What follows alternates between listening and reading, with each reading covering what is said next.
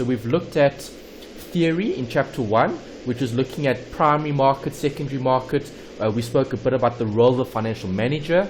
And then we moved to study unit 2, which was all the ratios. So we did lots of analysis there. We spoke about the different formulas for the different ratios for actual decision making, because that's the focus here from a financial management point of view. Then chapter 3 was looking at time value of money. And then chapter 5, which was the last time, we looked at the statistics. So we did some calculations with standard deviation and expected return and variance.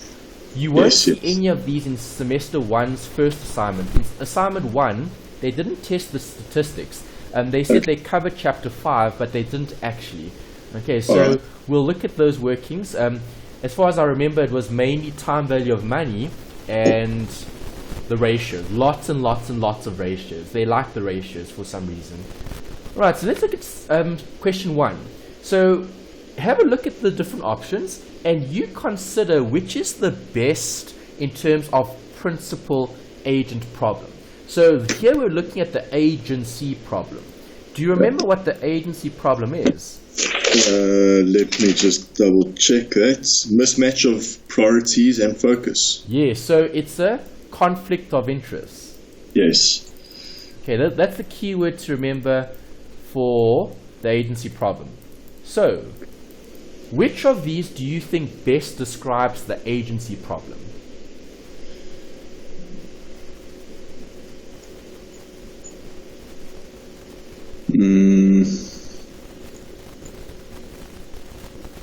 Okay, go through each one and tell me what your thoughts are.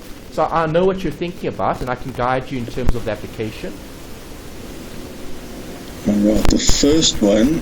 Okay, so Ethan chooses to pursue a risky investment for the company's fund because his compensation will substantially rise if it succeeds. Thoughts? That can't really be considered conflict of interest, because if it's an investment that will succeed and the company's also going to succeed, right? Do they say that? No. No, they don't. They just say that Ethan is choosing to pursue a risky investment for the company's fund because his compensation will substantially rise if it succeeds. So is it for the benefit of the company? Isn't it assumed that if it is a risky investment that the returns will be greater? Okay, we're making assumptions by assuming that. So we can't say for certain if this investment is going to help the company or not. Okay. Okay, so let's leave that one for now. Okay, let's look at the others. What are your thoughts about 2? Emma instructs her staff to skip safety inspections in one of the company's factories, knowing it'll likely fail the inspection and will have to incur significant costs to fix it. Again, can that be considered conflict of interest? Because it doesn't say that Emma's going to benefit in any way. Yeah, Emma's not benefiting there, but neither is the company, right? Yeah. Okay, so here, this is actually bad. Okay, so last week or the week before, we looked at those different risk preferences. So the one was risk seeking, the one was risk adverse, and the other was risk neutral. So here, you would say Emma is risk seeking because she's telling people to not focus on safety. It's going to harm the company because they're going to fail the inspection and it's going to lead to significant costs.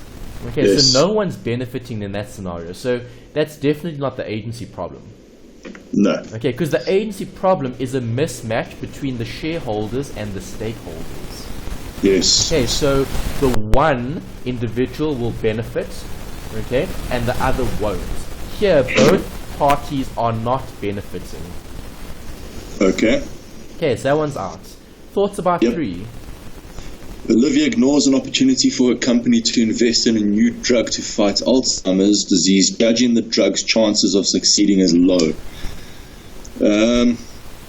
Not really a conflict of interest because she just doesn't think it's a good idea. Correct, yes. And she doesn't think it's a good idea because the chances of success are low. Yeah. So that's actually a good decision. Olivia is acting in the company's best interest because she knows based on probability that it's not going to succeed. Okay, so that's a good one in terms of there's no conflict of interest. Okay, this is what you should be doing. Yeah. Okay, and then number 4. Henry chooses to enhance the firm's reputation at some cost to shareholders by sponsoring a team of athletes for the Special Olympics. Not really a conflict of interest, it's just, that's advertising, really. Yeah, correct. Good. Okay, so yeah, Henry again isn't acting in his own interest, he's acting on behalf of the company. He wants to build the profile of the business by sponsoring a team.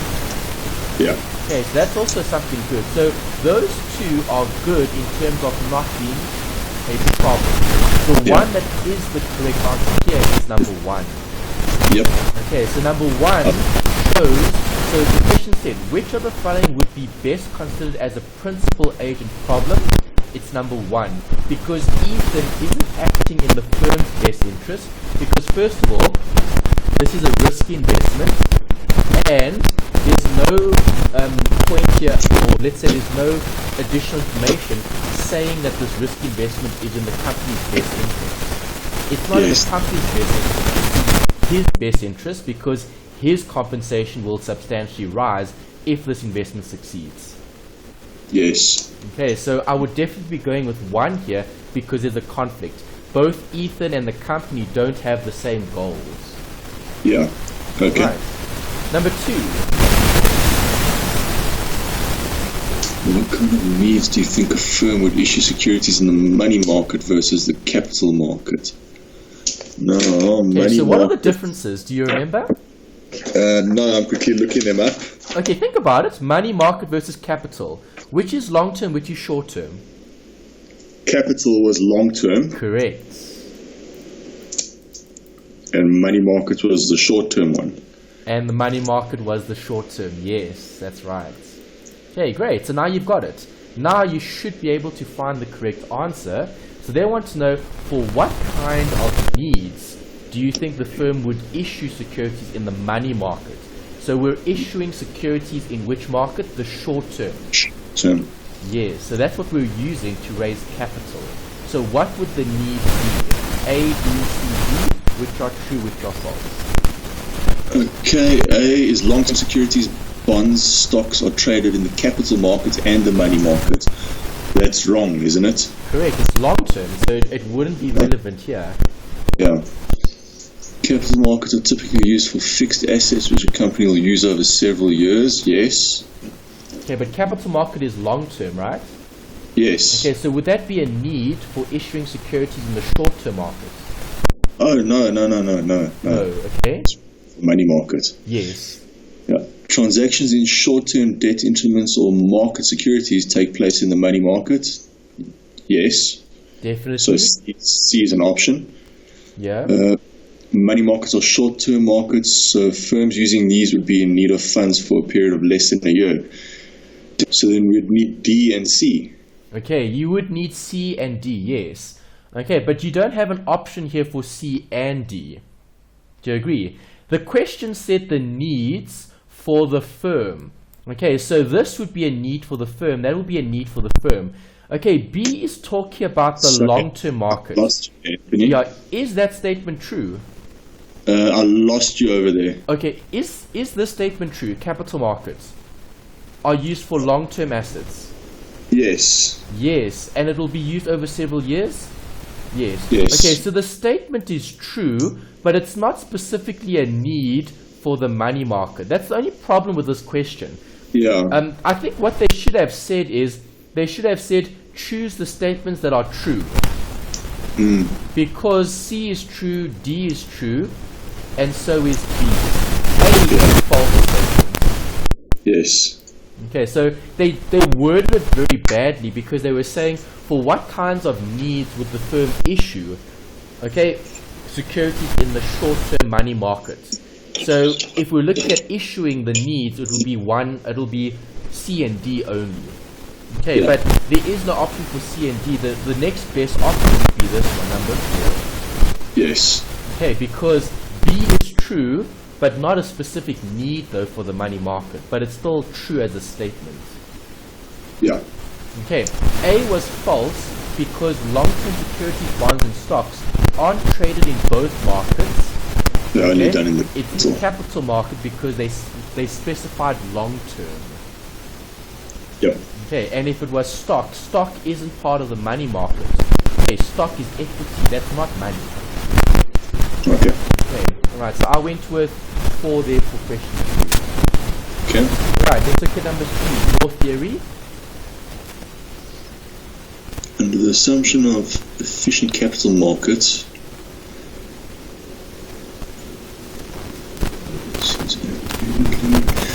current share price is the best estimate of the firm's true value. Price adjustment to new information is slow, allowing some investors to earn abnormal profits. Okay, what does the word efficient mean? That it works properly. That Correct. That everything's working properly. So here they're talking about markets that work properly. So under that assumption, which of these would be true? I would say 3. The current share price is the best estimate of the firm's true value? Yes, it would.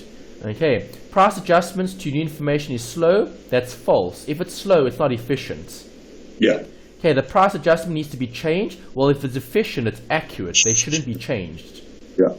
And individuals in the markets are assumed to act dependently while they act independently. They make their own decisions. Yes. Okay, so definitely 3. I would go with 3 as well. Okay, I just want to bring up the Excel, just to show the workings here. Okay, so there we go. We're currently on question 4. Okay, so 1, 2, and then 3. Okay. Right, the next bit, number 4. We're looking at the different forms of ownership. Okay, so you've covered forms of ownership in FAC, where you looked at sole proprietors, you looked at partnerships, you looked at CCs and companies. Here we're looking at the advantage of a closed corporation and a company. Okay. Alright.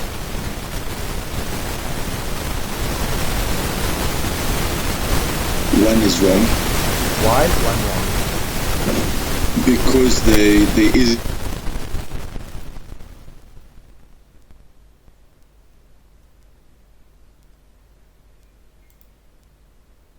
Sorry, Nina, I lost you there. What did you say?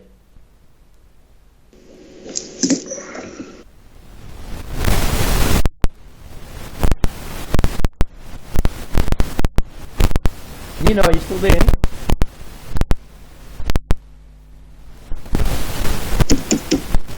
Nina, are you still there? Yeah, I just broke up there for a while. Yeah, I lost you there. Can you just give me your answer again? Why? I said that in a closed corporation and a company, isn't it that it's not unlimited liability because they are held liable for certain things? Okay, it's limited. Do you agree? Yes. Yes. Okay, there's a level of protection. Yeah. Okay, good. Okay, so that one's out. 2. Okay, the owners have limited liability, which is correct, which guarantees that they cannot lose more than they invested. Okay, that looks like a good answer. Okay. Shareholders have unlimited liability and total wealth can be taken to satisfy debts. No. Yeah, the shareholders only lose their investment if they've invested. Yes. Okay, and number 4? Shareholders enjoy unlimited liability, meaning that they are not personally liable for the firm's debts. No. That's also false. Correct. Yeah. If you have unlimited liability, you are personally liable. Yes. All right. So yes, number 2 would be the correct answer. Good. Okay. So great. Theory seems good. You can apply it quite well. So that doesn't seem to be a problem. Now we need to look at ratios. Okay. Formulae. Okay. Right. So question 5 is the first ratio question. Right. I've given you some tips here. We spoke about it when we looked at chapter 2. I'm just going to recap again. Okay, when you do get a ratio question, it doesn't matter what the ratio question is.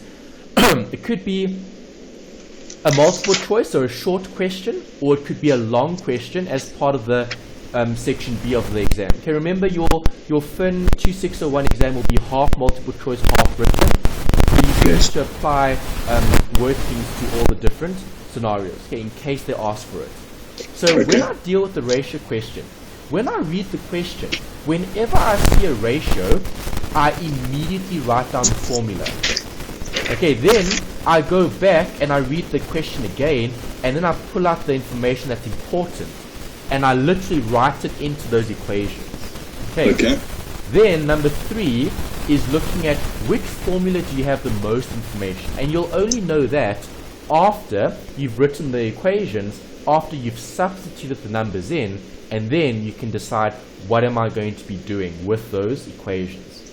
Right, so when looking at this particular question, right, remember to keep your notes with you. So we're going to be using those formulas from chapter 2, okay, study unit 2, because we need those equations. Okay, so this is how I would approach it. Okay, so I'll do 5 with you just to show you the process.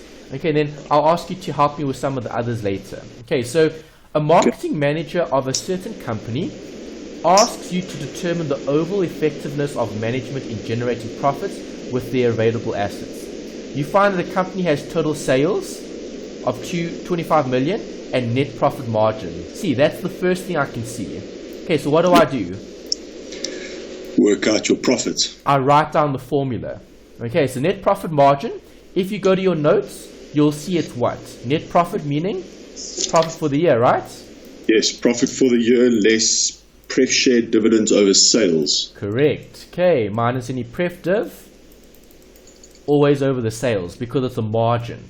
A margin will always have sales as the denominator. Okay. Right, let's continue reading.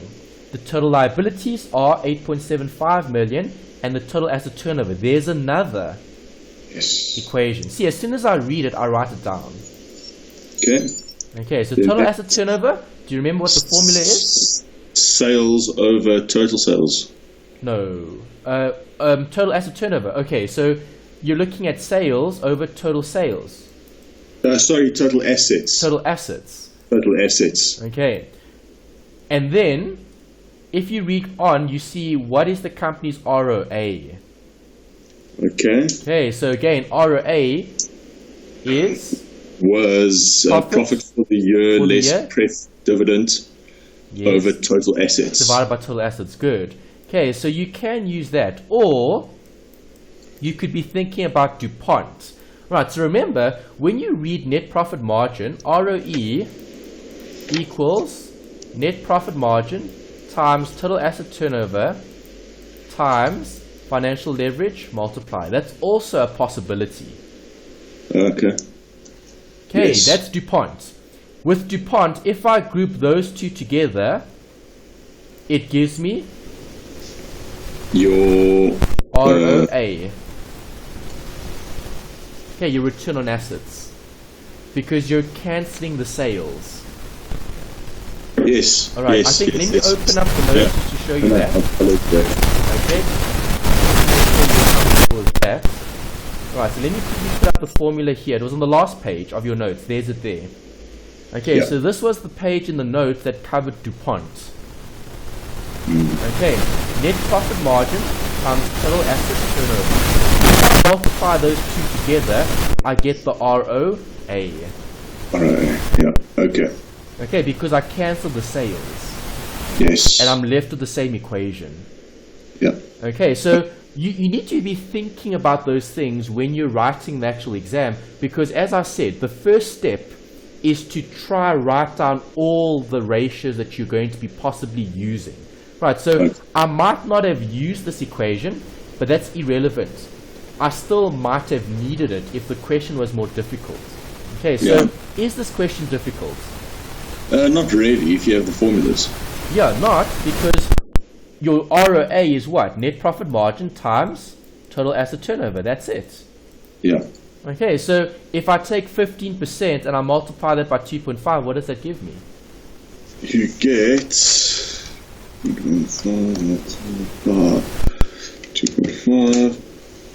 I'll get 0.375. Yes, that's correct. There you go.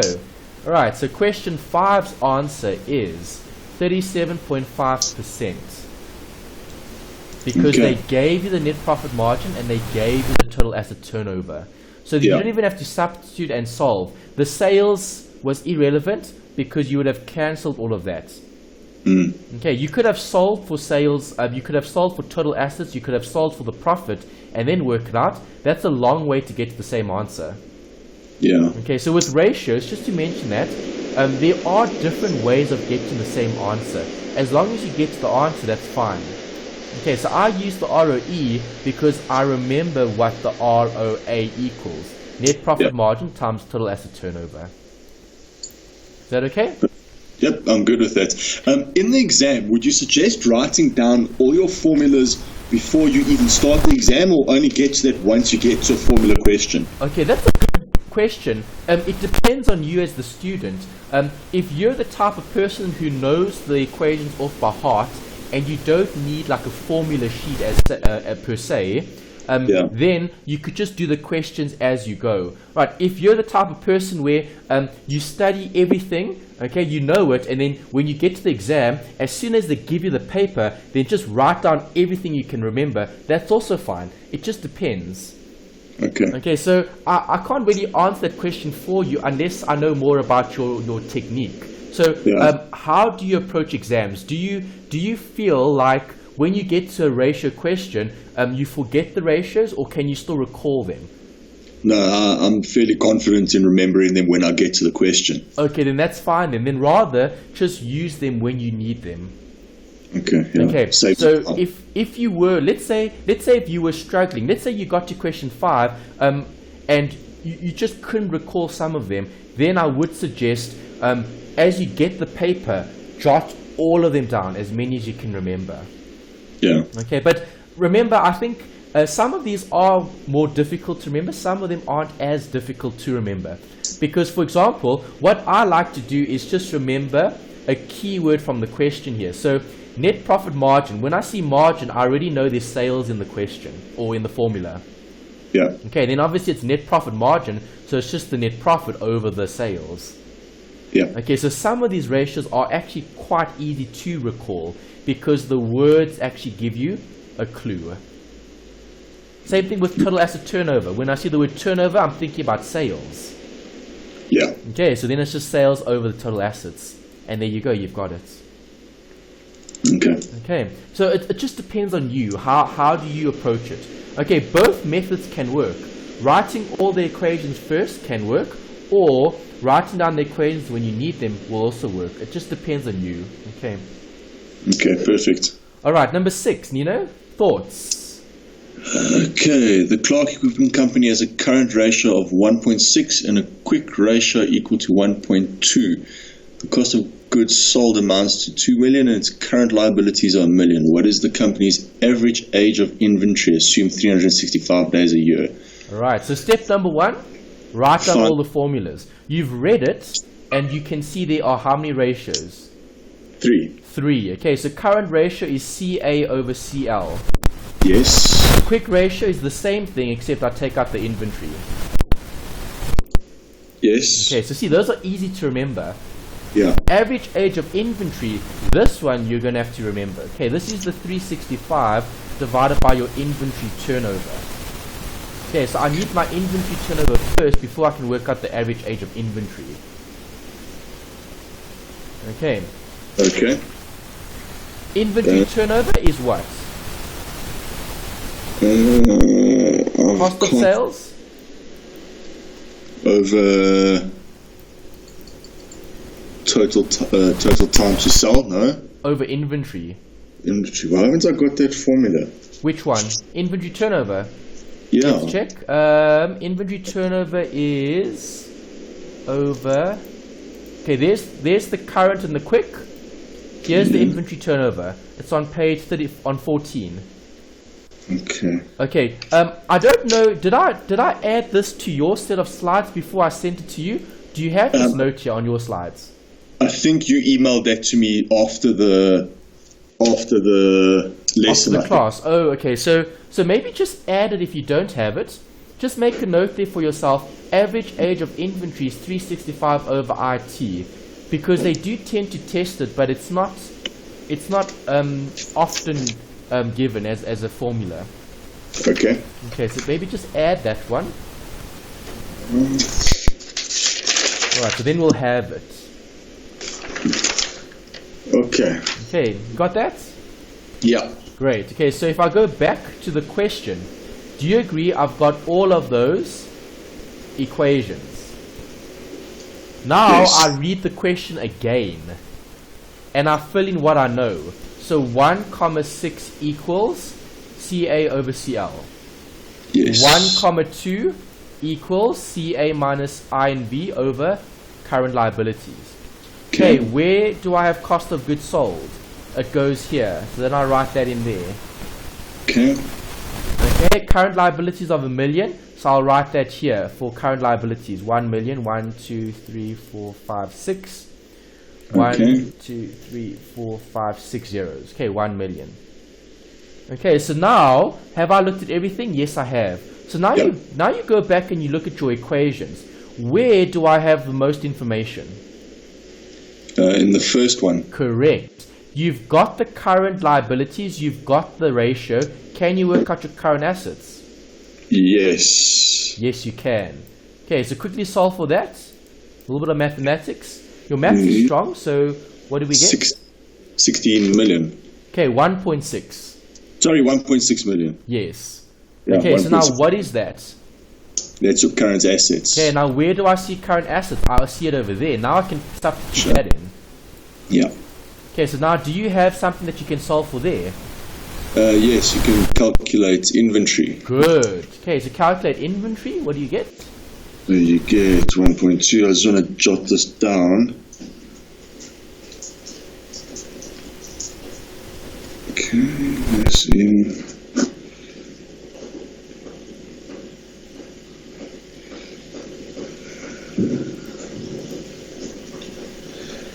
Okay.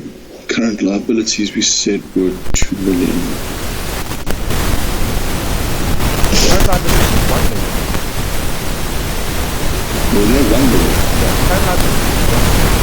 Okay. One, so it's in the question, 1 million. Alright. Okay, So you had a quick ratio. 1.2 equals CA minus I and B over 1 million. okay.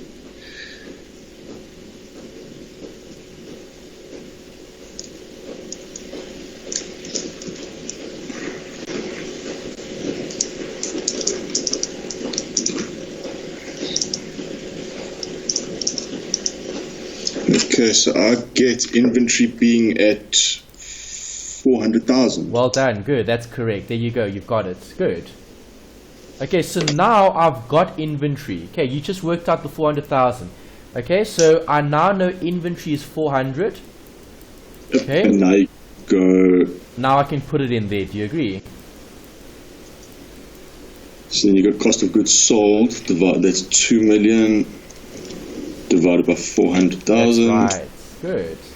Okay, so do you see the exam technique? That's how we approach these questions. Yeah. Okay, it's literally write everything down, substitute everything, and then look for the unknowns. Yeah. Okay, what do you get for inventory turnover? I get 5 days. Good. Not 5 days, 5. Remember, inventory turnover is a ratio. Only the age of inventory is in days. Okay, alright. Okay, so 5 is just a representation of the speed at which you're selling them. Okay, alright, so that's 5. And then to get your AAI, you divide 365 by 5. correct. Okay, that's the last thing. Okay, and then you've gone through the process. Okay. Right, is 73 days there as an option? Yes. Okay, good. 7. What's the Okay. process here? Price earnings ratio. Good. So as soon as you see that, you write down the formula. Okay, the price earnings is easy. It's literally price over the earnings. You just need to remember it's EPS. Yeah, earnings per share. Correct. So now, is EPS a separate formula? Yes. Yes. So now we need to write that one down as well. See, do you see what I'm doing? This is my exam technique. Yeah. Okay, and what I'm writing here on the PDF is the same thing that I would do in the exam. Okay, if I had the paper in front of me, I'd be writing this down, and then I'd be remembering those equations. Okay, do you remember EPS? Profit for year less pref share dividend divided by ordinary shares issued. Correct, number of shares, 100%. Good. Okay, you've got it. All right, now you go to the question and you read the question. Do I have profit for the year? Yes. Yeah, so that's great. I have interest, I have total assets, I have number of shares. So there's the number of shares here. Yes. Put that in. What else do I have? Total liabilities, I don't need. Preference share capital. Okay, is this the preference share dividend? No. No, it's the capital, not the dividend. So I don't use it. I need the dividend, not the capital. Be careful with that. Okay. Okay. And then market to book. Okay, as soon as I read that, I write down the formula. Okay, so that's price over value. Book value. Okay, but book value also has an equation. Do you remember what the book value equation is? It's equity less pref capital over ordinary shares outstanding. Okay, good. Yes, that comes from here. Remember we had all those market ratios. There's it. Total equity over pref shares divided by number of shares. Good. Okay, so that's the preference share capital. Alright, so with this one, we do need the actual capital. Okay, total equity less preference capital over the shares. Yes. Okay, so can I work out the book value? Not yet. Well, let's substitute what I have. EBIT, do any of the equations use EBIT? No. No. Profit for the year, I've substituted that in. Okay? Interest paid, do any of them use interest paid? No. Total assets, do any of them use total assets? No. Number of shares, okay, I wrote that in. I need to write this in as well. 400,000. Okay, total liabilities, do any of them use that? No. Preference share capital, do any of you use that? Yes. Here's 40. Okay, 40,000. Market to book, 30. Okay, so market to book is that. Okay, so I'm missing a few things. Do you agree? Yeah. Okay, so I need to work out. Okay, my profit. I've got my profit. I can put the profit in here. What's the profit? 480. 480. 480. There we go. Okay, the EPS I don't have. No. Okay, so I need to try and look at which equation do you have the most information? I'd say the book value. Correct, but you're missing one more thing. Yeah. Now you need to think. Owner's equity is calculated. Assets less liabilities. Exactly, and that's how you get the equity. Okay, because the question gave you this, and the question gave you that. Yeah. Yeah. Right. Yeah. So see, that's what you need to do. You just need to think about your accounts. Okay, the relationship. Remember, financial management has a relationship with accounting. Yes. Because you need the data. Okay, so if you've got assets and you minus liabilities, how much do I get as equity? 120,000. 120. Am I right? Yeah. Yeah. Yeah, it looks good. Okay, 6 million minus 5.88 million is 120,000. Yes, happy. Okay, so now 120,000 minus 40,000 gives you 80,000. 80,000 divided by 400,000 gives us the book value of? Hang on. Jeez, I did say it wrong there.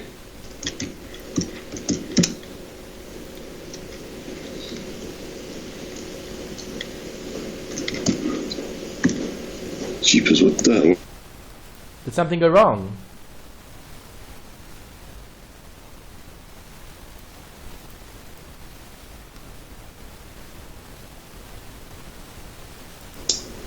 What did you get? 0.2?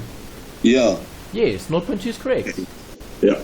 Okay, so book value per share is 0.2, which is 20 cents a share, basically. Yeah. Right, that's correct. There's your book value. Nothing wrong with it. Okay. Okay, so now you've got the book value. Can I work out market to book? Yes, you can. So you go 0.2 multiplied by 30. Yes, gives you the price. Which is 6. Good. So then that's £6. Okay, so Then, now you've got the price, so you've got the numerator in the price to earnings. yeah, now I just need to work out the last little bit there. Correct. Okay, did they give you a pref div? No. No, so that'll be a 0. So 480k minus, not minus, well, yes, okay, minus 0 over 400. If they don't give you a pref div, do you just assume it's 0 and that's it? Yes, because it wasn't given. You can't work out the preference dividend here unless they gave you a percentage. If they gave you 10%, then 10% of the capital would be the preference share dividend. Okay. Okay, but there's no rate here, so I can't assume a rate. Okay. Okay, so where's my working here? There's my working for EPS. Okay, and I get an answer of 5. Correct, for price to earnings. 1.2. Nice, well done. There you go, you got it. Alright. Okay, good. Okay, so exam technique is very important, especially when you're looking at Formulas and stuff. formulas, yes, ratio questions, and they're long. I mean, that takes probably about 4 or 5 minutes or so, because you've got to substitute everything in, you've got to do some workings and then get the final answer. Okay, so final answer here, we're going to choose option 3. yes. Okay, all right, number 8, same technique. So tell me, what formulas do we have here? Okay, so you have your total asset turnover again. Good. When you see that, you know there could be a possibility of what? DuPont, yes. Okay, what else? Keep reading.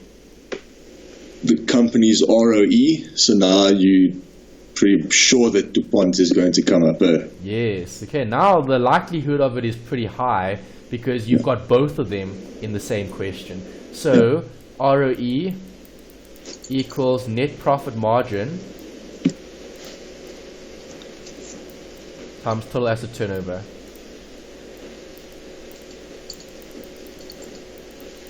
Times financial leverage multiplier. Okay, so I jot down the formulas. Okay, then I keep reading. What else do they want? The company is financed entirely with debt and equity. What does that mean? Why are they telling you that? Okay, they're saying that the company is using debt and equity to make up 100%. Okay. Okay, so sometimes they give you a ratio or a percentage. So they might say 40% this, 50% that, 60% this, and they split it. Okay. Okay, here they just said the company is financed entirely with debt and equity. So both debt and equity are applicable here. All right. Okay, they want to know what the debt ratio is. Is that a ratio? Yes. Yes. What is the ratio? Total liabilities over total assets. Good. Okay, so that's what I've got. All right, so I also have total assets here, so I need to write down that formula as well.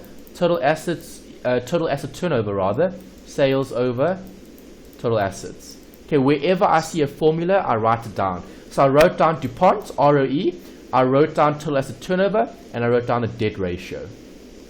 Okay. Okay, do you want to try substitute in and see how far you get? And if you get stuck, then we can discuss.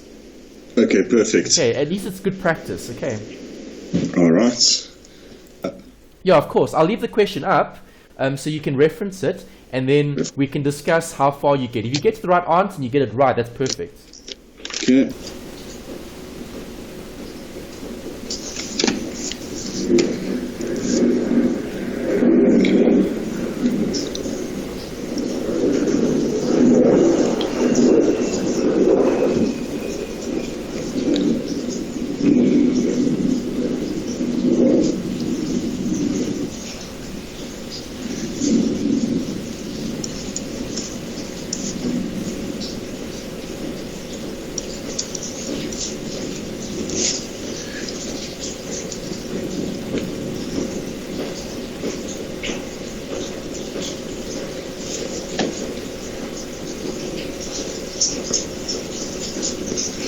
I'm getting a bit stuck working with the ROE now, Anthony. Okay. So I've put in the 12.5. I've put in the 8 million for the total assets. Okay, good. Okay, so you work don't out put your in total assets 8 and you've million got... there. I've put in 0.5 there. Okay, so yeah, so net profit margin, remember, is the profit divided by the sales. and then the sales divided by the total assets. And then you've got the total assets divided by the total equity. Now, when you're working out that ROE with the net profit margin, the total asset turnover, can you just put in 0.5 there, or is it a better idea to plug in the total assets and the sales? Okay, I would put it in as 0.5, okay, because then you don't have to put in the sales and the assets. Okay. Okay. Alright, so it's up to you how you want to work it out. As long as you expand and you substitute everything in, then you should get the right answer. Yeah. Okay, so profit here was 200,000. Sales was 4 million. Yes. Okay, so you had this bit, you had that bit, this bit you didn't have. Okay, you can work out the equity because you have total assets. You worked it out earlier. Yes, to 8 million. Yeah, and then you're finding that missing figure. Okay. All right. So I think in the exam, I mustn't get flustered because that's exactly what I did. Yeah, I started. I was like, okay, fine, work out total asset turnover. Yes. And then as I went on, I was saying, oh shit, what do I do? What do I do? What do I do? And then just okay. So don't ever panic. When you panic, then the thought process doesn't flow as well. So when you do approach a question like this, write down everything like you did. Then literally just write in the amounts where they need to go, like I was doing on the actual question, and then you can see that, oh, okay, I've got that, okay, I don't have that. Then you find something. Once you found something, you can then substitute it in. Okay, so do you agree? I know what the assets are. Yes, you do. Okay, so where I see assets, I can substitute that in. And the assets are obviously here in the formula for the total assets over ordinary equity. Okay, this bit over here. Does that make sense?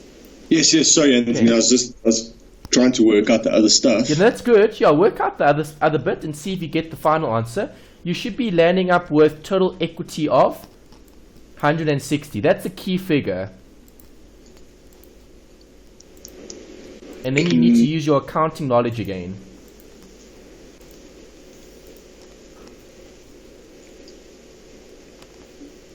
Okay, so 12.5 is equal to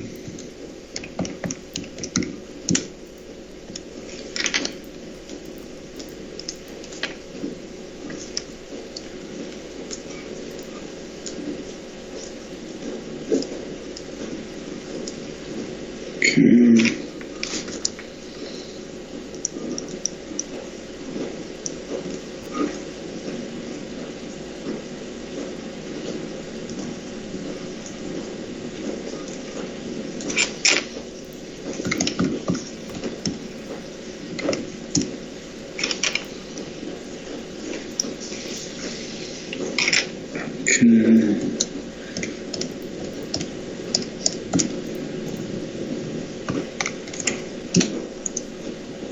16,000. 1.6 million. Hang on, where did I go wrong there? Might have left out a zero. Okay, so did you have 0.125 equals 200,000 divided by 4 million times 0.5 times 8 million over total equity?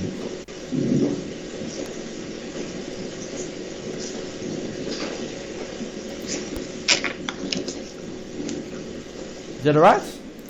Yeah, I got an answer of 16,000. Okay, you left out a zero?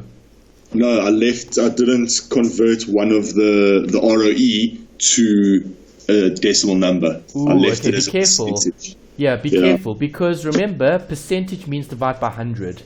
Yeah. I just put in there 12.5 and then I didn't convert it out again. Okay, so maybe just make a note. Just to remember to use the decimal. Yeah, so I'll highlight that. Let me highlight the decimal there. Okay, 0.125 equals all of that. Solve for E, total equity. Okay, so total equity is 160,000. 1.6 million. 1.6 million, sorry. Yeah. Okay, so now you've got that. Is that the answer? No. What is the question asking for? Debt ratio. Yes. So I've got equity, I've got assets. Can I work out liabilities? Yes. Yes. So see how popular the accounting is? You're not doing accounting, but you're using the theory. You're using the accounting equation. Okay, so then you go and you take assets. Assets minus owner's equity gives you the liabilities. Yes. Correct. Which is 8 million less 1.6 million, which is 7.84 million. No, it's one over the other. Oh, sorry. Yeah. Okay, so it's divide, it's 0.8. Debt ratio, 0.8. 0.8 is 80%.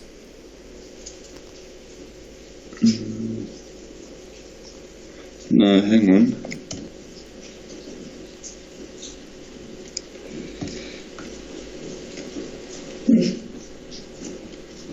Getting stuck. Okay. No, I made a calculation error when I was working out the liabilities. Oh, okay. You might have left a zero.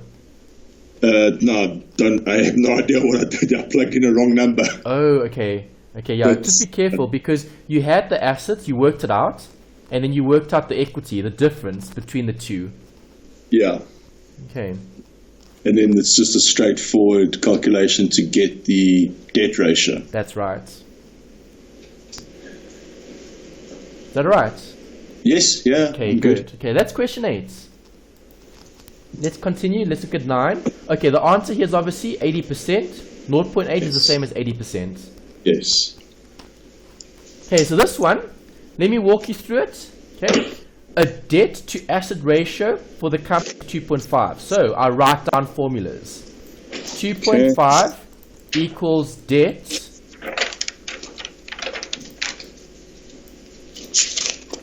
over assets. And the company has long-term debt of 3 million. The company had 500 million ordinary shares outstanding and reported EPS of, there we go, another formula. EPS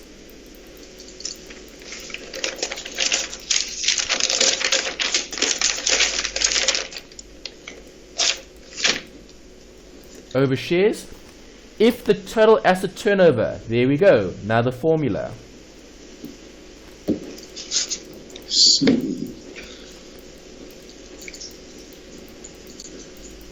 What is the profit margin for the company? Okay, profit margin. They should have been more specific. They should have said something profit margin. You get different profits. Yeah. Okay, so it's probably net profit.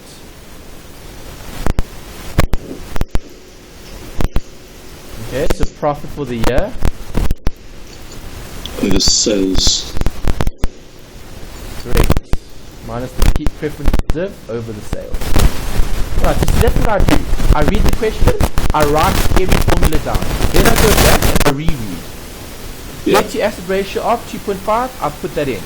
Company has long-term debt of 3 million, I need to put that in. So, I can't go up further, so let me just write that there. 3 million. Okay. What else? Ordinary shares of 500,000, so 500 here. Write that in. Jot that in. Okay, next. EPS, okay, I can put that in. 0.54. What else? Total asset turnover 1.2, I can put that in there. And what is the profit margin? Okay, so I've put everything possible. Do you agree? Yeah. Okay, so now I go back and I look at where do I have the most information. So can I work out total assets? Yes. Yeah, so quickly work that out. What do you get? 3 million divided by 2.5. 1.2 million. Okay, 1.2. Right, so now I've got total assets. Wherever I see it, I need to plug it in. So I've got it here. Put it in. Okay. Okay, so now I've done the first bit. I'm happy with that equation. Okay, next equation that I've got lots of info is that one there, which gives you a sales of 1.4. No? Yeah, 1.44 million. Okay, 1.44, great. Okay, I'll check if your answers are right just now with the workings that I've done previously. Okay, but let's just write that figure down. Now you know what the sales is. Wherever you see sales, you put that in. So where do I see sales? Profit margin. Yes, I put that in there. Okay, and I need profit still here. So I don't have enough info here at the bottom. Do I have enough info here? Yes, I do. Did they talk about a preference dividend? No. No, so then you just assume 0. Yeah. Can you work out the profits? Yes, you can go shares, 500,000 shares multiplied by 0.54. Good, which gives you how much? 270,000. No? 270,000 is your profits. No, hang on. 500,000 times 0.54? Yeah, 270,000. Is it? Okay, so 270, let's check. Yes, it is. Okay, happy with that. Okay, and then the last step is just to work out the profit margin. Yeah, so then you go 270 divided by your sales of 1.4. Yes, perfect.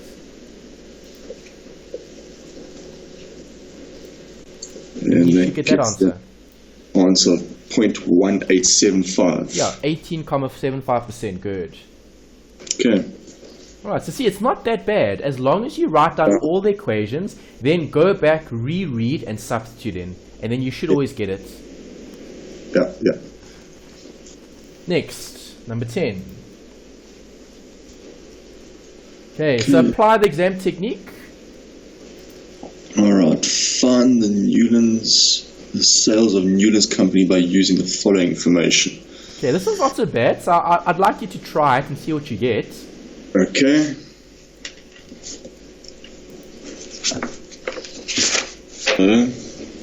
All that they give you is liabilities and then the ratios. So what you would do is start with your current ratio.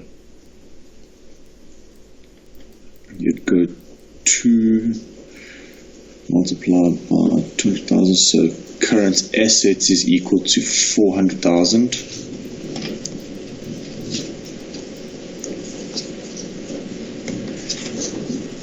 Then you can plug that in over there. Is equal to 1.6 is equal to 400,000 less inventory over 200,000. Okay, so you can't work out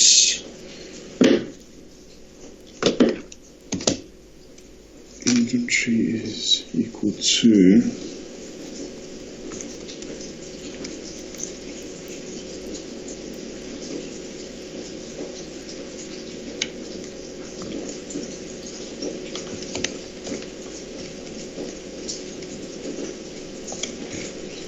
inventory is equal to 80. Okay.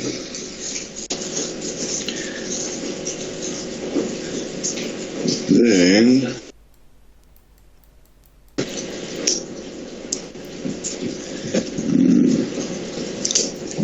the inventory turnover ratio, so that's equal to 8.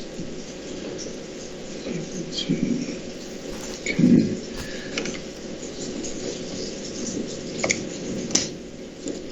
640,000. The inventory turnover ratio, Anthony. Yeah? Is that COS? Is that cost of goods sold? Cost of sales, yeah. So sales, okay. Cost of sales, so you can work out cost of sales now. Yeah. It's 640,000. Did you get 640? Yeah. Okay, let's put that in. Okay, so now this one at the bottom here, we now need to change profit into what? Profit is sales less cost of sales. Yes, over sales. Okay, equals that 20%, and then you should be able to get sales. Okay, it's a little bit of mathematics though, but you've got two unknowns. Yeah, the cost of sales will be substituted in. yeah, it's not too serious. Yeah, it's not too bad. See what you get. Final answer. Okay, I've done something wrong here, Anthony. I'm not quite sure. Okay, let's check. Alright, so there's my formula to get the cost of sales. Okay, so this is probably what you had. Okay, so I take the sales to the other side. Yeah. Okay, that's what I've done. And then I solve.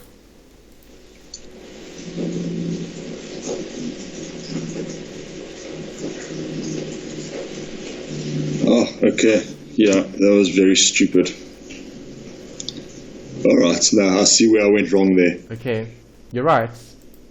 Yeah. Okay, good. Okay, so final answer, 800,000 is your sales. Yes.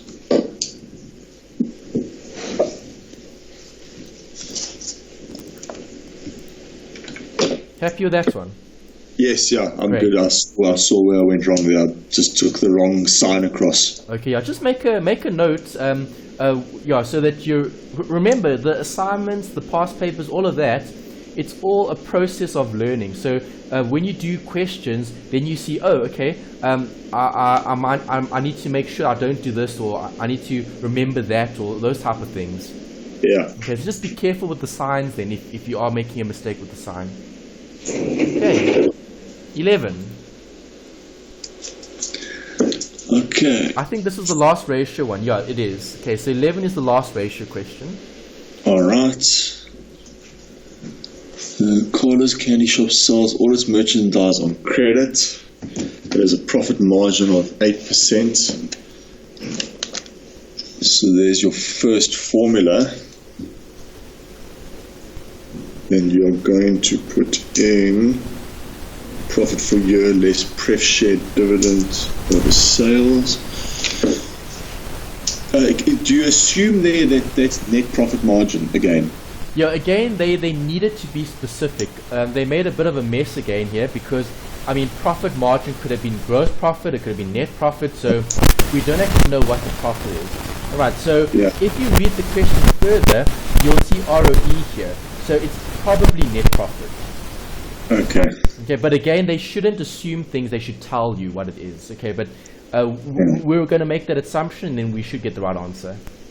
Okay, alright. Okay, so ROE is obviously DuPont gain, potentially. Yeah, yeah. Okay, Net profit you might or might not use it, it all depends. Okay. Okay, and then you've got other ratios. You've got how many? 1, 2, 3, 4. 4 ratios in this question. Okay, then you go day sales outstanding equals 60 days. So what formula is that? That's the ACP, hey? ACP, average collection period. I had a formula sheet that I wrote out and I've lost it, and I'm looking at what I have in my book and half of these formulas aren't even in here. In your textbook? No, in my workbook that I wrote up. Oh, okay, in your workbook. Okay, it's on page 14 here in the notes. Here's it here. I'll put it up. Here's it. I think I'm just going to write up another formula sheet for myself.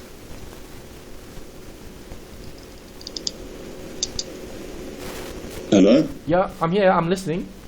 Okay, alright. No. Yeah, I've got that. Okay. And then? Trade receivables.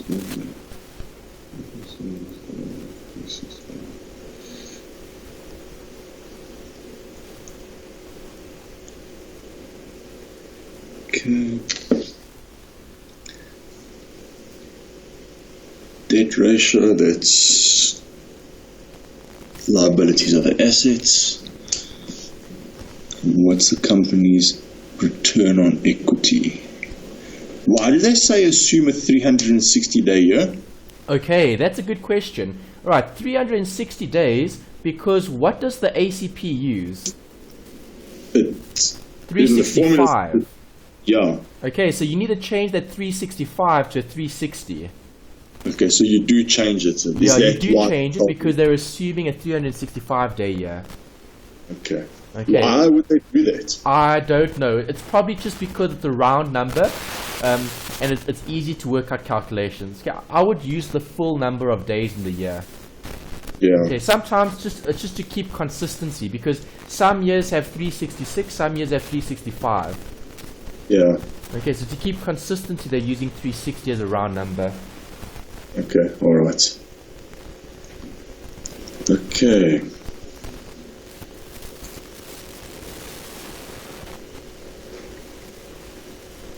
Space.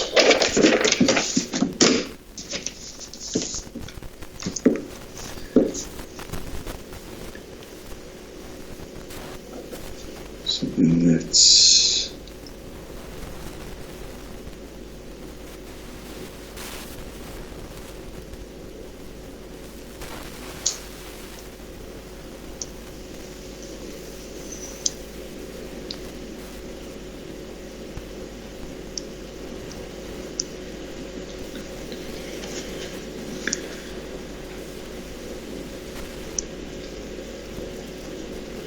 all right.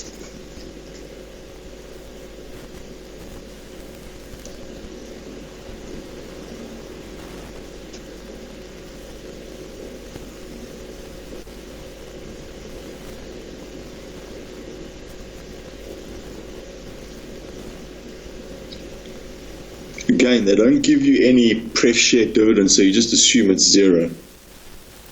Yes, okay, always assume 0 if nothing is given. All right.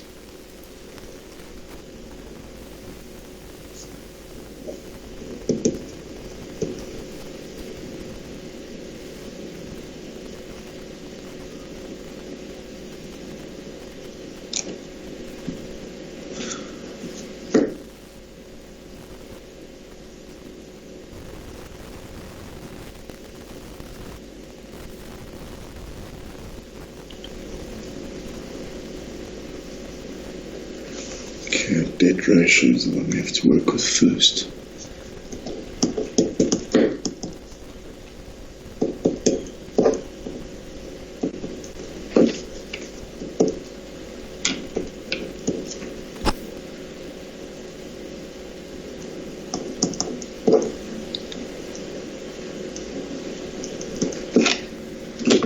The ACP to get the annual sales. Yes.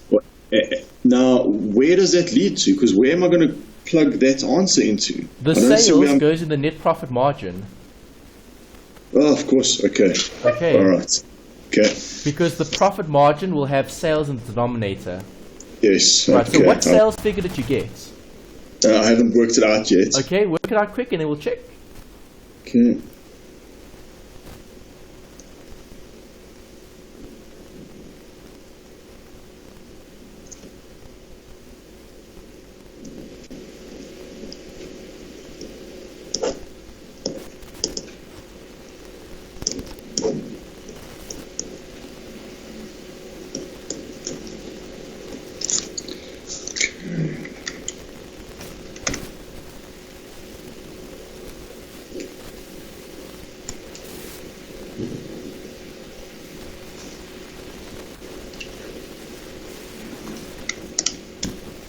For sales, I got 1.5 million.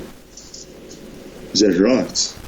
For sales, 1.5, a bit more than 1.5 though. It's 1, oh, okay, I see what I did wrong. I used 365. Yeah. Okay, so I need to change my working. 360. Yes, 1 million, 1.5 is correct. Okay, based on what they gave you. Asterisks, they said use 365 days, 360 days. Okay, so I need to change my working here. That would change the answer. So I'm going to make this zeros here. 1, 2, 3, 4, 5 zeros. Okay, and then final answer would be 0, 0, 0, 0, 0, enter. Okay, 12%. Okay, you still get the same answer eventually. Okay. Okay, but yeah, good. 1.5 is correct. So far, so good. All right, then for profits for the year, I got 1.2 million. 1.2, yes. Okay, because that also needs to change. 120,000. Yeah, that also needs to change because it's 1.5 million now. 1, 2, 3. There we go. Okay, 120,000. Yes. Yes. Okay, Okay. so this needs to change. Okay, update the working because of the 360 days. Yeah. Okay, then if you round up, okay, then round to 12%. Okay, great. Yeah, so well done. You've got everything right so far. The last bit is just to substitute everything into ROE. Yeah, and Perfect. I've run out of space. Perfect, but that's good. Okay, your technique is good. You're doing it correctly. You're getting the right figures. You're moving from one formula to the other, and then you're getting the final answer eventually, which is good. Yeah. I think I need to try speed it up a little bit. It's taking me a bit long to do these types of questions. The ratios do take long, and that's why in the exam, what I would do is I would start with all the time value of money because you'll see how quick those go because it's all done on the calculator. Yeah. Okay, and then I would leave ratios either for the end, okay, or if you want to do them at the beginning, but then you need to spend half the exam time on the multiple choice and then half the exam time on the long questions. Yeah. Okay, so you should split it hour, so you do get to finish everything. Yeah. Okay, because these do take long, and it's just for one question. One marker. Yeah. Okay. 11 alright? Yes. Yeah. Excellent. Okay, so that was all the ratios. Now we need to look at the time value of money. And this is where you actually make up time in the exam because it's all done on the calculator. Right, so what is number 12 asking you to calculate? Okay. Corsi and Sons have identified an investment project with the following cash flows. If the discount rate is 8%, what is the future value of these cash flows at the end of year 4? Yes, so what do they want you to do? They want you to take all these cash flows to year 4. Yes, okay, so they want future value there for each of them. Okay, so you're going to have to take this one, and this one, and that one, all through to year 4. Okay. Okay, you can do it in one step. You can first work out NPV, and then you can take all of that forward if you want to. Yeah. That's also fine. You'll get the same answer. Or, if your calculator has this button, NFV, then you can work out in one step. Alright, so on the cash here, you do have that function. Okay, on the HP, you don't. So, you're going to have to work out NPV and then just compound it. That'll be the fastest way to do it on the HP. Okay. Okay, so work out your NPV first. I think I did do that in the working. Let me go back and check. Okay, no, I didn't. Okay, let me work it out for you. Okay, so work out NPV first.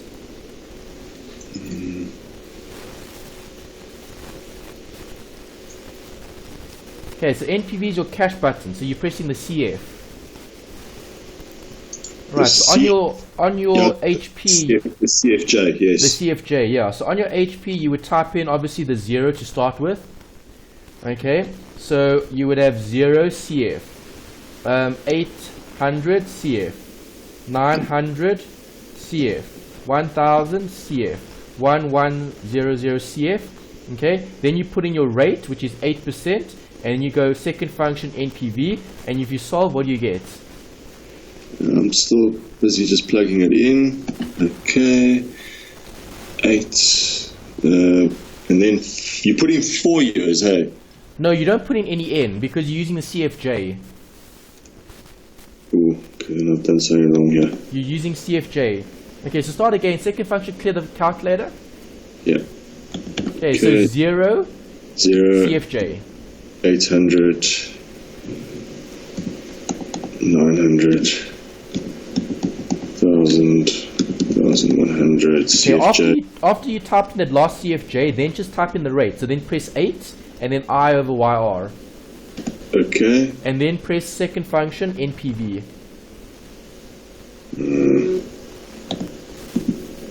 Okay. All right. You getting this?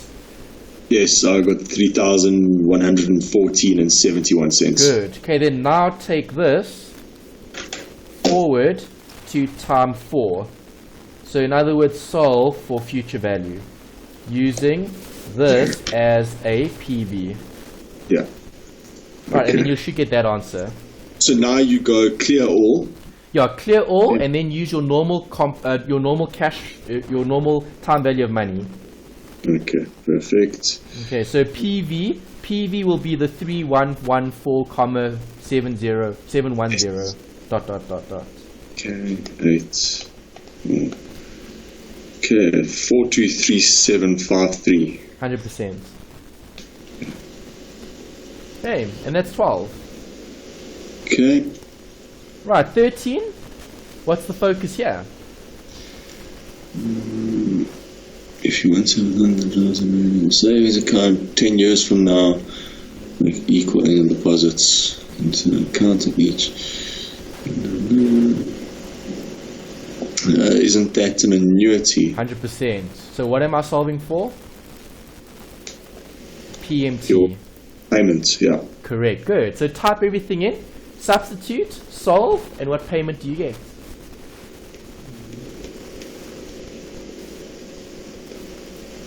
Okay, at the end of each year, 6%. 75,867 and 96 cents. Let's check.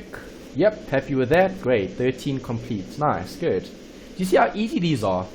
Yeah. Okay, they're a lot quicker and they're a lot simpler as well. Just be careful when you type it into the calculator, because that's the only thing that can go wrong is if you identify the incorrect variables. Yeah. Okay, if you've got the right variables, then there's the answer. It's as simple as that. Yeah. Okay, so well done. That's 13. Good. 14? Okay. Needs to arrange financing for an expansion program. Bank A offers to lend. Interest paid semi-annually. 6% bank B will charge 9% compounded annually with interest due at the end of the year. What is the difference in the effective annual rates charged by the two banks? Right, so what must I do? When you see that, effective annual rates, that's EAR. Okay, which is I1, which is the EFF. Okay, so I've got two rates here. Nominal rate of 6% paid semi-annually. Okay, so on your calculator, you're going to use the P over Y button. Okay, on your HP, you need to change the P over Y to 2 because it's semi-annual. Then you're going to put in an I over Y of 6, and you're going to press second function EFF, and that's going to give you a rate, an answer.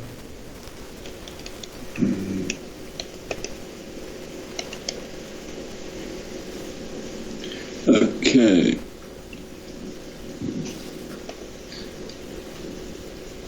You get that? I got 6,09 Okay. for bank A.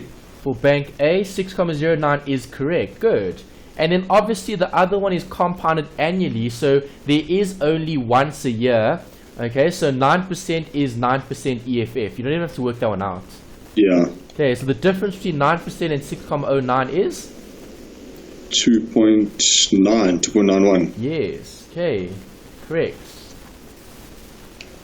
That's right. Got it. Good. 15. Okay. Recently bought a house. The house is a 30-year, 165,000 rand mortgage with monthly payments and an annual interest rate of 8%. How much interest will the family pay during the first 3 years of the mortgage? Okay. Now this one, you're going to be using your amortization button. Correct. Good. So before you use the amortization button, you need to insert all the variables in the calculator. Yeah. Okay, so the first step is obviously to work out the payments. Yeah. You've got the present value. It's 165,000, which is the PV.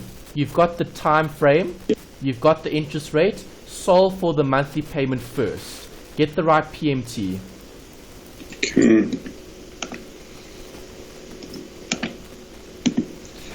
Okay, the PMT, I got 14,646. Okay. High. 56. 56.46. What did you say? 56. 56, yeah. 56. Let's check. The payment? No. I get a payment of 1210. Let me go back and check. This was paid what? Monthly or yearly? Monthly payments. Monthly. Be careful. So this N must be 360. Yeah. And your interest rate must be I over Y, which is 8 over 12. Yep. Okay, be careful. Keep the variables the same because they spoke about monthly payments. Yes. Okay, that was my mistake over there. Alright, 165,000. Remember your P over Y, you must change it back, eh? Because if you didn't, it might still be sitting as 2. No, I've changed it back. You did? I Okay, have great. changed That's important. Okay. Especially on the HP. 12. Okay, then 8 divided by 12. Payments 1,210 and 71. Good. Okay. Okay, so you're getting the same payment. Perfect. Alright, so now, okay, the question spoke about this. Total interest paid over the 3 years. Okay, 3 years is how many months? 36 months. 36 months. Okay, so on my calculator, I have a summation button that can calculate interest from the one period to the other. Okay, so I'm not so sure if the HP can do this. I know the HP can analyze specific amounts. Okay, but then we're going to have to do 36. We're going to have to write down 36 interest amounts. Yeah. Okay, but you can see those options there aren't correct. Okay, they said how much interest will the family pay during the first 3 years. That means from year 1, okay, or let's say from month 1 to month 36. Yeah. Okay, that's what we're looking at, and we're looking at the total interest that's being paid over that process. Yes. Okay, so I want to show you this. Okay, so let me do amort here. Amort. Okay, so I need columns. Alright, so principal, interest, payment, balance. Okay, so I'm doing this in the Excel spreadsheet so you'll have it as well.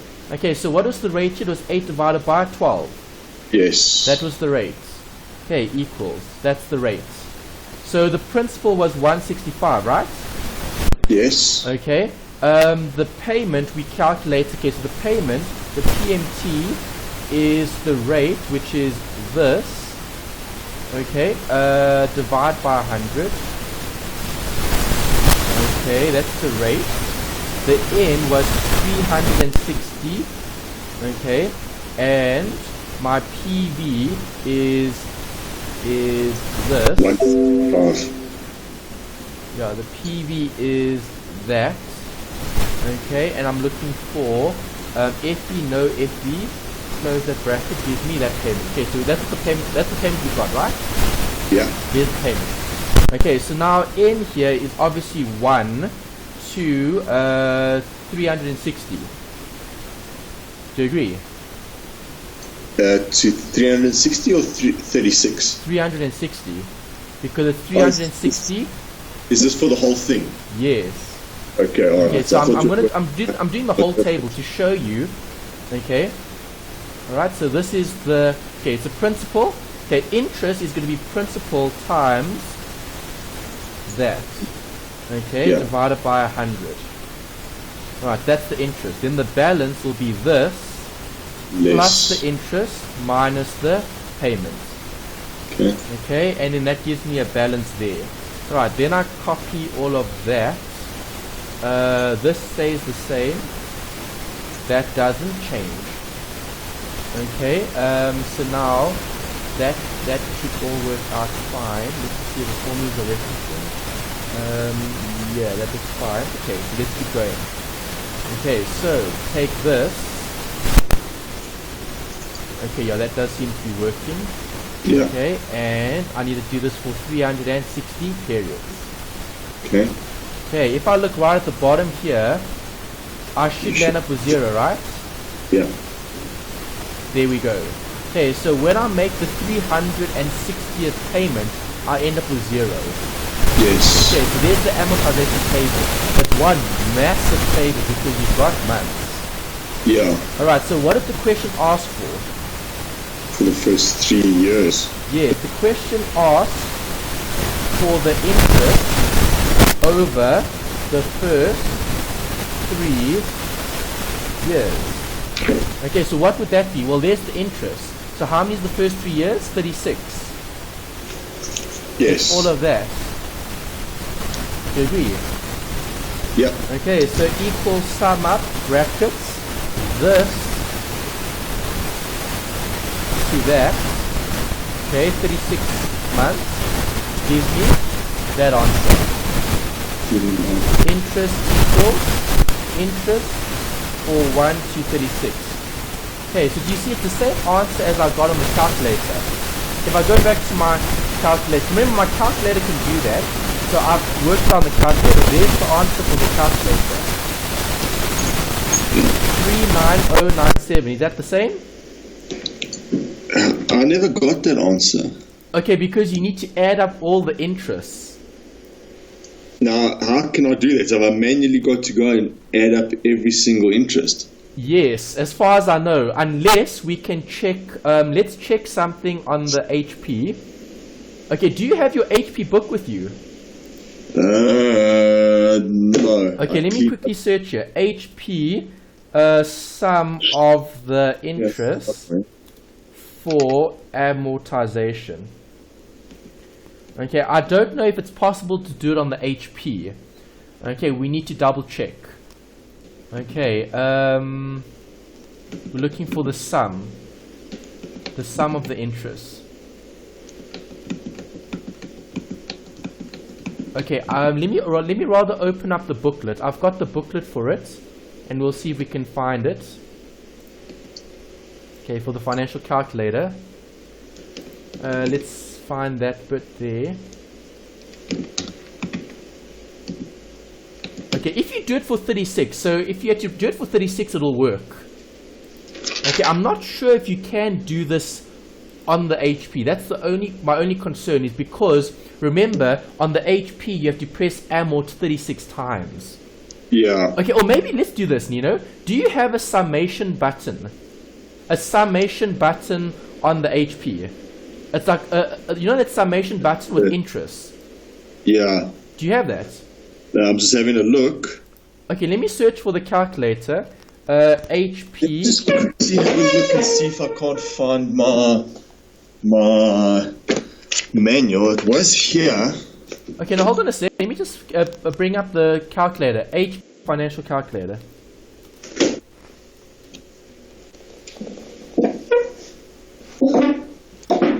Okay, here's the HP. Alright, this is what it looks like, right? Yeah. Mine does look a bit more. Okay, let's get a better picture. What is your maker model? It's HP what? The 10B2 Plus. Okay, so this one. Yeah, that one. 10B2 Plus. Okay, so let's find one with more of those. Okay, this probably looks a bit better. Take a lot. Okay, there we go. That calculator. That's it there. Is that it? Yeah. Okay, so let me see what buttons you've got on the calculator. Oh, okay, why is it so small now? Okay, let's go back. Okay, let's use this. Okay, so if I'm looking at the calculator, is there a summation interest button here? No, it doesn't look like it, Anthony. Yeah, see, there's no summation button. There should be a summation interest button. See, I don't see one. I only see, there's lots of stats. Okay, see, you can do stats on this calculator. Yeah. But you can't do the summation interest. See, summation interest isn't here. Okay, I'll check it in the booklet. I've got a PDF version of the HP booklet, and I'll see if I can maybe find something in there that talks about the sum of the interest. But maybe just to describe what the summation button looks like, let me open up Okay, hold on. I need to draw somewhere. Okay, let me draw over here. Okay, I can draw here. Okay, so the summation button looks like this. It's a button that looks like this. Okay, with INT, interest. That's the button that you need. Okay, I know you can do it on the Sharp. I know you can do it on the Casio. As far as I know, you can't do it on the HP, but I'll need to double check that. Okay, the only way you can do it on the HP is if you do it manually like I did it here. Okay, because the HP you can read all those figures, right? Yeah. But now you're going to have to read 36 of them and then you have to add them all up. Yes. See, that's the problem. Yeah. Okay, but there is a problem with the question. Okay, because the question said for the first 3 years. Unless they were saying for the first 3 months. If it's for the first 3 months, then if I add up those three. Okay, so if the question said, if first 3 months. Okay, if it's the first 3 months, then I would just add up those three. Okay, then that might not be so bad. Yeah, that seems a lot more feasible in 36 months. Yeah, but the question said for the first 3 years. Yeah. Okay, so if I just add up those three, is 3279 there? No, see, it's also not there. Yeah. Okay, so see, I don't know what's wrong with the question. The question is worded very badly, or the answers are incorrect. Yeah, and I can't even see if they've issued a thing on my UNISA for it because I don't get any notifications for the module. Yeah, okay, as far as I know, there wasn't anything that came out for it, yeah. Okay, so I think they've worded wrong. Unless, do you still have access to the discussion forum? No. Not at all? It's all still the stuff that I had from last semester. I had okay, so yeah, because if you had the discussion forum, then you could maybe post something there and see if something came up. But there's a problem with this question. Yeah. Okay, so the answer that we should be getting is this one. All right, according to what they asked for. Okay. It's the only question with errata. The rest were fine. Okay. Okay. All right, so let's go with 16. 16. What are they asking me for here? Plans to deposit into her retirement account at the end of every year for the next 15 years. The account will earn 12% interest every year. Assuming she does not make any withdrawals, how much money will she have at the end of 15 years? Isn't this just a straight annuity type one? Correct, yeah. Solving for what? For future value. Correct, good. Okay, quickly work that out. I'm just getting the booklet here, and then I'm going to check it quickly while you're busy with that. Okay.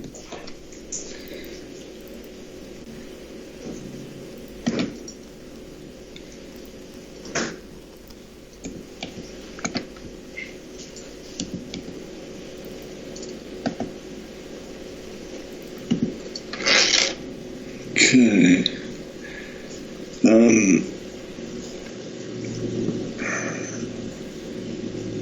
I've got answer 4. You got option 4. Option. Was this the amount? 894713. 0.15, that's it. Perfect, good. There's the right answer. Question 16, 100%. Nice one. Okay. Okay, 17. Okay, you're planning to buy a vehicle. The bank charges you interest at 18% per annum, compounded monthly over a 4-year repayment period. You can afford monthly installments of $1,500 at the end of each month, and you have a deposit of $20,000. What is the maximum price that you can pay for a vehicle? Time value of money, hey? Working out the loan amount, the principal. Yeah. Good. Okay, so work out the principal and then take the deposit into consideration. How much can we buy? What can we afford to buy here in this scenario? Okay. Okay, Right. I've sent you the electronic HP users guide in Skype, so you've got a copy of the booklet. Okay. Okay. I'll check the booklet just now. Let's just finish off the assignment and then we'll see if there's anything in the booklet. All right. I'm pretty sure I've got my booklet here somewhere. I think we just might have cleaned up before the Yeah, wedding. don't stress, it's fine. It is here somewhere. Don't worry, Nito. Okay. Focus on this one, see if you get it right. Okay.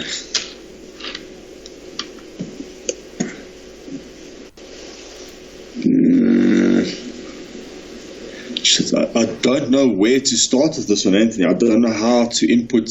Okay, so what is your rate here? 18% compounded monthly, so that's 18 divided by 12. Good, so you've got that. It's a 4-year repayment period, so N is how much? 4 times 12. Yes, and then you've got PMT. Solve for PV.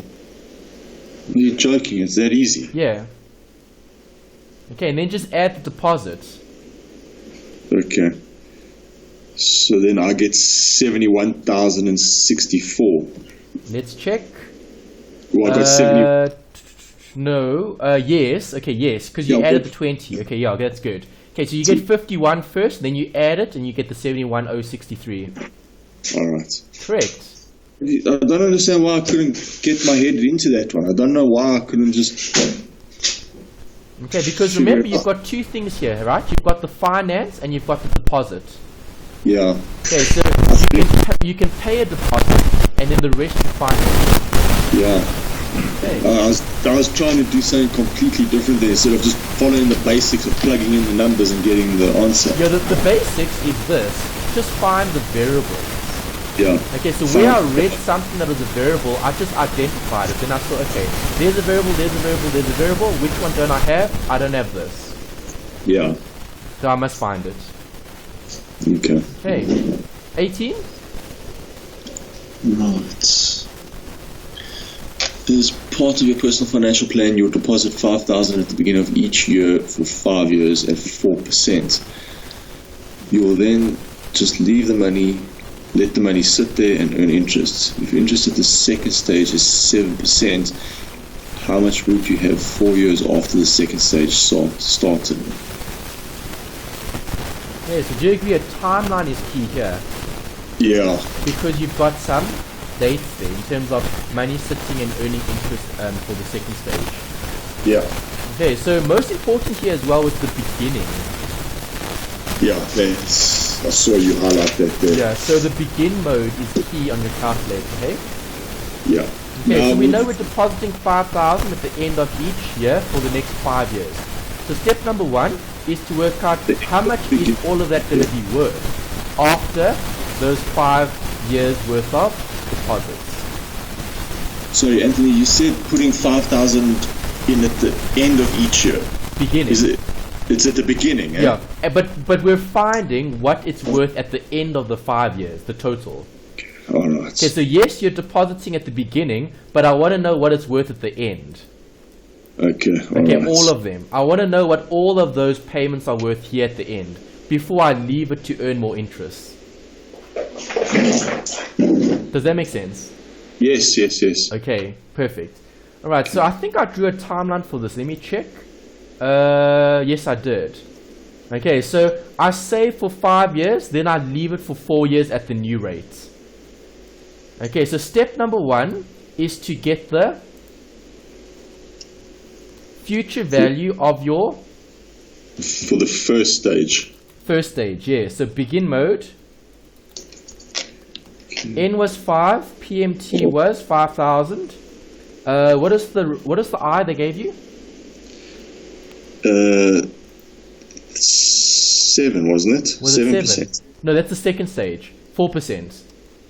Oh, Okay, 4% in the first stage. okay. Okay, so 4% in the first stage. 4%. Okay, so on your calculator, if you use begin mode 5, PMT 5,000, N is 4, you should get that. No. Not. No. Hang on. I put 5,000 as my present value, not Okay, as no, my. it must be the payment. Yeah. Try again. Some payments. 4%. 5 years. Future value 28,164 and 88 cents. Good. Now you take that forward for 4 years at 7%. So that becomes your PV. Now, on the calculator, can you just go straight into pressing PV for this, or No, have you you got can't. Okay. You're gonna have to refresh it. All right. Okay, so you're gonna have to write down the answer that you got and then put it in later.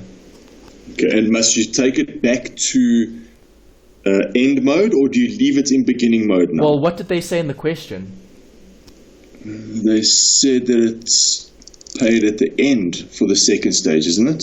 Yeah, the second stage is interest at 7%. They want to know how much would you have 4 years after that. So yeah, end mode would be fine here. Yeah, so you must take it back to end mode. Yes. You don't have to. Begin mode will get the same answer actually. Okay, so once I've got this figure, if I take that forward for another 4 years, it doesn't matter. I could use begin or end mode. It'll still work out the same because there's no annuity there. Yeah, okay, you're not using payments. Okay, so if there's no payment, then it wouldn't affect it. So begin or end mode, it wouldn't matter. Okay. Okay, try that and then see if you get this figure.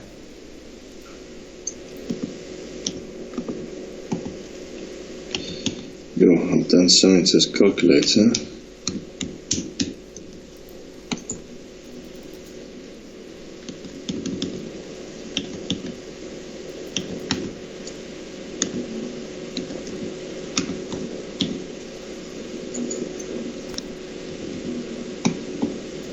It's not letting me input the PV. The PV. Did you clear it? Second function clear. Yeah, I've cleared it. And then When I press PV, it doesn't let me do it. the 28164,88. Yeah. Okay, maybe just reset the calculator again and then try again. 28164,88 and then press PV. Just press PV once.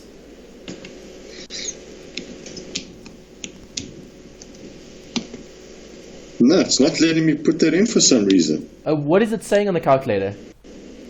Absolutely nothing. Okay, it shouldn't say anything because it just goes into the memory. Okay, no, I see what it's done now. Because I'm inputting a decimal place, when I don't put in a point anything, it puts in the point 00. Oh. So now that I'm putting that in, Yeah? it looks like it's not doing anything when I press PV the first time. Oh, okay. No, it is putting it in.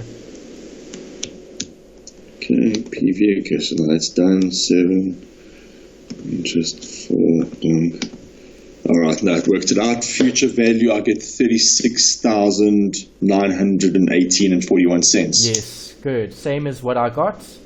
Okay. Nice. Alright, option 4 there. Okay, last two. 19. Okay, you deposit 2,000 into a savings account that pays 9% interest compounded quarterly. Planning to use this to finish your last year in college. 18 months later, you decide to go to Cape Town to become a surfing instructor rather than continuing in school. So you close out your account. How much money will you receive? Okay. Just substitute the variables in, and what do you get? Yeah. This is easy. Okay. PV. 9.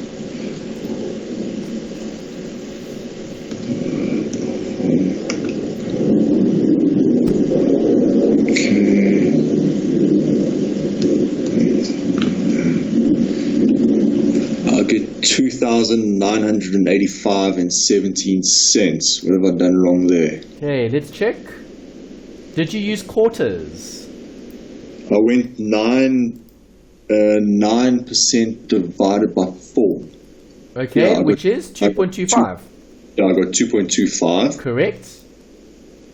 Did you keep your N in quarters? No, I didn't. That's where I went Okay, wrong. because you've got 18 months. So how long is each quarter? 6 months. No. Each quarter is how many months? 18 divided by. How long is a quarter, Nino? A quarter of what? A quarter of a year. Oh, 3 months. Yes. So how many quarters would we have in 18 months? 6. Yes. My word. Okay, be Today's careful. a good day for me in my maths. Yeah, be careful. Check the variables. They need to relate. Yeah. The variables need to relate. So I can convert months into quarters. Every quarter is 3 months long. So if I have 18 months, then I've got 6 quarters. Yes. Okay. Wow, that was flipping terrible for me. No, it's just a trick. They try to catch you with the wording. So be careful. Yeah. Okay, just be careful when you read the question to always check, are the variables the same? You had everything else. It was just that one thing, the n. Yeah. Okay. Right, so maybe highlight that, make a note, be careful. Sometimes they do try to trick you. For future value 2,285 and 65 cents. Okay, good. Nice. And then the last one? Okay. Time value of money again. Yeah. Let's go on a boat cruise for your 20th birthday. Price these cruises have found they are currently costing 35,000 Rand. You believe that the price will increase by 6% per year until you are ready to go on it. You can presently invest 14%. If you just turned 21 years old, how much must you invest at the end of each year to be able to go on the boat cruise? Okay. Drawing a picture, right? Yep. Okay, so do you agree there's a problem with the question here as well? Okay, obviously if you just turned 21, when you have your 28th birthday, that's 7 years from now, not 8. Yes. Okay, so that's also a problem. Okay, but it doesn't change the question because I just ignored it. I just looked at that. Yeah, work with the numbers that they gave. Yeah, work with the 8 years. Okay, so T8 is there. Okay, currently cost, so the current cruise costs 35. Okay, you know that the price of the cruise will rise by 6%. Yeah. Okay, for the next few years, and we need to know what that cost is. Right, Yeah. then they want you to calculate, you can presently invest at 14%, so that's a separate working. Okay, so they say, how much must you invest at the end of each of the 8 years? Okay, so that's an annuity. Right, that's your yearly payment. That's the question mark. Okay, and obviously, what I have here as the future value is what I need to put there. Yeah. Okay, for T8 years at a different rate of 14%. Okay, so 2 parts of this calculation. Part 1 is to work out how much does the cruise cost in 8 years' time. Then part 2 is to work out how much must I save every year to get that amount. Yeah. Do you agree? Yes. Okay, perfect. So see if you can work that out. I've given you the diagram. Try work out the answer. All right.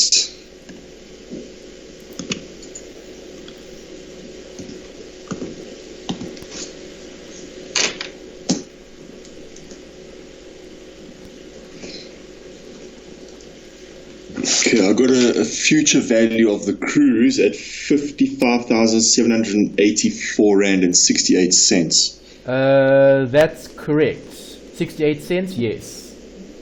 Yes, okay, Great. so now you use that to work out your payments. Correct. Good.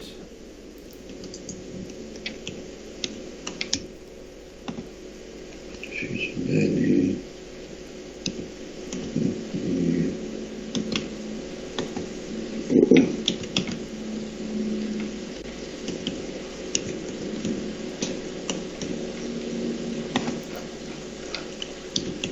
Okay, 14 for the next 8 years. And I get a payment of 4,215 Rand and 65 cents. 421565. Perfect. That's it. There you go. Well done. Okay. Nice. See how easy the time value of money is. It's much better than those ratios. Those ratios take so long. Yeah. Okay, time value of money is where you can really score marks You just need to be careful, and it's pretty easy to do. The workings aren't so bad either. I mean, I'm literally just writing 1 or 2 things down, and that's more than enough to do the calculation. Okay, I wouldn't even really write this down because I'd be writing that on the question paper if this was an exam. Okay, so what I'm doing here is what I'd be writing. Okay, that's all I need to do this question. Yeah. Okay, is that alright, Nino? Yep, that's perfect.